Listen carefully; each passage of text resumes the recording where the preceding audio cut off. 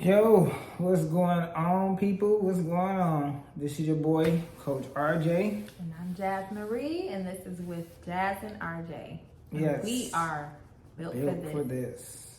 Ooh. Let's talk about something that requires us to be built for this. This is what we talking about in this segment. Yes. That sounds Segment, show, episode, whatever. But This straight topic. to it, this topic, this is very important, just working out the small things. And that means communicating, talking. When it's time to talk. When it's time to talk. Me, that was the big thing with me because of the simple fact of, growing up and just seeing my family just like go at each other, or just seeing like couples, just go at each other. And then when you nosy, so you trying to figure out like, what's the whole big thing? Like, what's the deal? Like, what's going on? And they was arguing because of it was my turn to drive the car or something like that. Or they was arguing because somebody put too much seasoning in the potato salad. Or it's just little small stuff that could be worked out, you know what I mean? And I'm just saying that as an example. And it's very, very important that you do work out the small things, because when it comes to the big things, it's not as challenging. It's going to be easy. It's going to be very easy. So, I want to say, when you don't work out the small things and how you just said the arguments, then now you have a big blow up, right? Yeah, because you be holding it We in. arguing right now because you didn't put the seasoning in the whatever, but we really arguing because 4 days ago you said you was gonna hear me the next time I told you to do that. You wasn't gonna forget again, and now you done forgot again, right? Because I didn't say something the 2 times before the last time we talked about it, and I waited to that moment, and it was kind of like, why is this a big thing? Okay, I'll remember next time, but then now you still ain't remembering. So see how that little thing led to like what? And then I'm gonna add on, this just got to me or whatever, but like earlier today, I told my wife, I said, hey babe, can you do me a favor? And I said, can you ask me how I feel? Just ask me how I feel. We've been married too long for us not to sit up here and stop communicating. Ask me how I feel. I don't want us to have this little debate back and forth, because it don't serve us no purpose or whatever. So I'm gonna ask you how you feel before assuming. Yeah, before assuming. Yeah, before assuming. And that right there, like that's something, like some people feel like that's not small. That is small. That's very small, especially when you in a long relationship and you guys should know each other like the back of your hand. Ask me how I feel. And when at that moment, not saying that's what's going on with us, because I'm the type of guy, like, I like to catch it before it even go further. So at that moment, I realized, like, okay, we're not talking enough, like, because we always busy doing videos, and then we conversate. We talking about God, we talking about what He done for us, but we really not asking each other, babe, how do you feel? Why? What's on your mind? What's going on? So that was me catching it and nipping it in the bud or whatever, and just being like, okay, I don't want this to go no further, because ain't no enemy gonna mess up this marriage right here. So yeah, it's important, very important. But you want to go ahead and talk about the time when... So like his example is us, what happened with us earlier is the same thing as what the example I wanted to give. So when we first got married, we're in relationship, got married, I didn't know to talk out my problems. I was the person that held it in and just blew up. That's what I saw happen. I took that on and thought it was okay. And it wasn't even just my family, I would say. I would see this with other people's family, like, oh, we just don't talk about it. You just sweep it under the rug. Not that it was okay, because I always felt like it was something wrong with that. Even when I was younger in my family, I would say things like that. Like, why are we not talking about this? Why are we just acting like that didn't happen? We just lovey-dovey now. Like, this is odd. I don't like it. But I took on that and was like, okay, this is what we do. Toxic behaviors. That's what it's called. So when we first got together, I didn't talk. Whenever it was an issue or he wanted to say, he'd be like, wait, let's talk about this. We should sit and talk. I would just be sitting there like, and he would do most of the talking and I would sit there and listen. He'd be like, you got anything to say? I would probably be like, no. Knowing I had something I felt I wanted to say, but I would just keep it to myself because I was used to this. This was a pattern or something I was used to doing.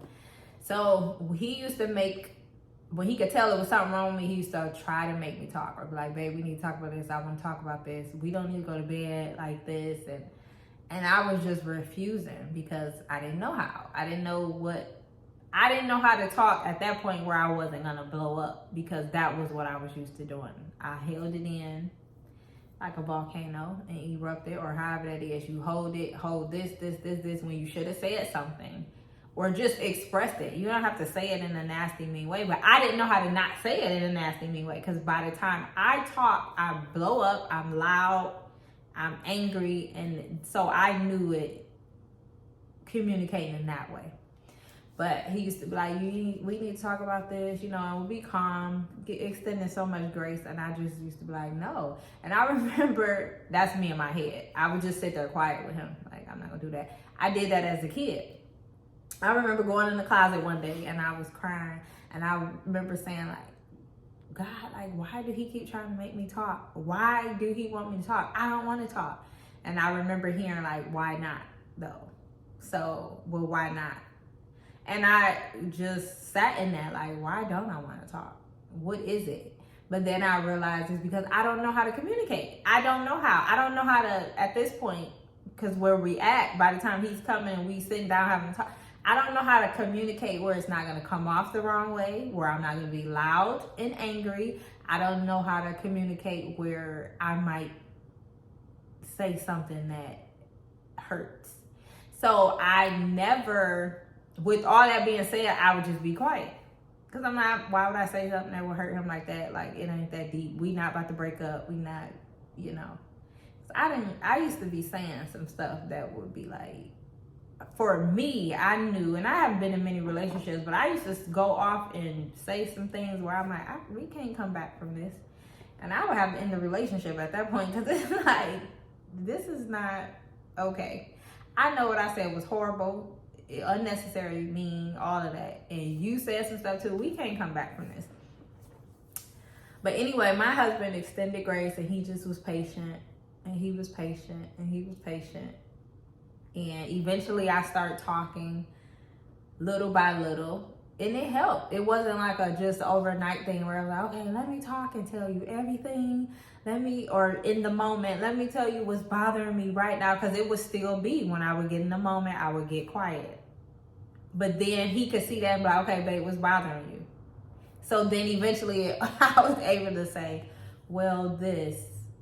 I felt like I couldn't even do that because as a child I was taught, like, don't respect your elders, don't. So I just carried that on.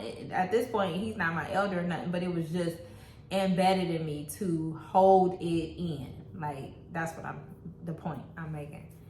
So eventually I started talking and I felt free. It helped, obviously. I stopped crying a lot because I would just go cry. When I don't want to talk about it, I'm just cry. And I remember when I was younger, my uncle used to say things like that. Like, you can't just cry, like, I need you to talk. We need you to talk. Just tell me what's on your mind. Tell us what's going on. I would just sit there and cry. Like, no, because once I open my mouth, you see the calm crying in right now, but when I open my mouth, no. Everybody gonna be like, what the heck? So That's why it's very important to work out the small things. Even, when she said when she was little, and they said that, they kept asking, like, I need for you to say something. We do that with our kids. Say what's on your mind. Say how you feel. That's working out the small things, because we have to understand that things that we hold in come from our childhood, and it affects us. It definitely will affect us. So we talk to our kids. We say, hey, express how you feel. Say how you feel.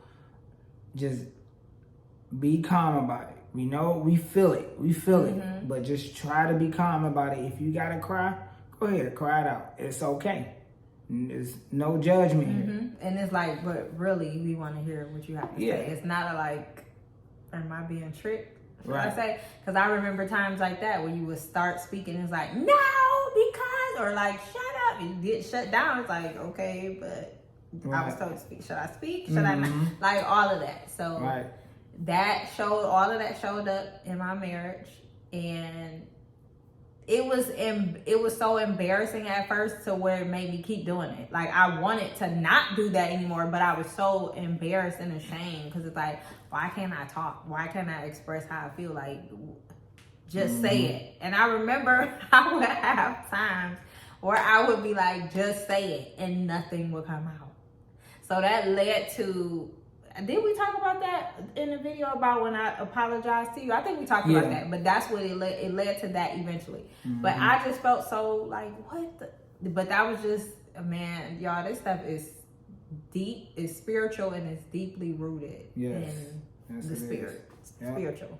Being in bondage, all of that, like, that's another video. Right. And then and then when it comes to the big things, it's not even big because you so used to working out those little small problems, whatever.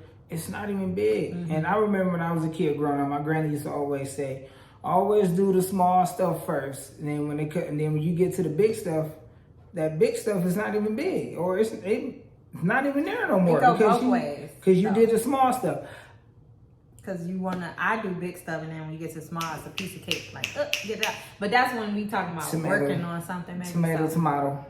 And an example of the big things. So now when we like have arguments or whatever, people laugh at us when we argue because it's not an argument. They like, y'all really think y'all arguing. Yeah, it's just a conversation. Like, we be serious, but they laughing at us. We be serious, but it's like not serious, if that makes sense. Like, because we know that we're talking. It don't be like no argument, like you loud and nothing like that. Right, and I think that's what people expect.